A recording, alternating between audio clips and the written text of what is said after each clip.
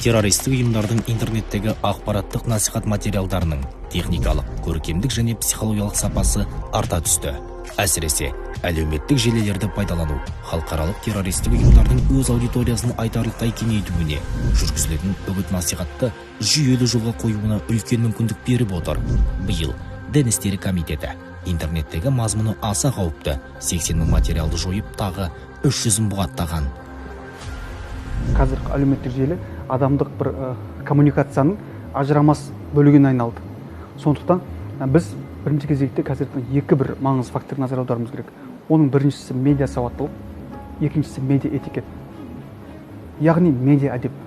Медиа сауаттылық арқылы біз ақ пен қараны, фейк пен фактыны ажырата аламыз. Медиа әдеппен біз өзіміз әлеуметтік желіде жаңағы діни алауыздықты қоздыру, болмаса біреудің діни сенімін мойындамау, болмаса оны қорлау, осындай әдеттерге, осындай әрекеттерге біз бармаймыз. Бірінші кезекте сол деструктивті ағымдардың жетегіне ермеу керек, ол медиа сауаттылық. Екінші кезекте дін туралы әлеуметтік желіде талқы тақырыптарға сол жерге абайлап пікір білдіру керек. Егер де сіздің дін туралы сауаттылығыңыз болмаса, және сіз медиа этиканы білмесеңіз, онда сіздің сол бір белгілі бір жауапкершілікке тартылуыңыз мүмкін.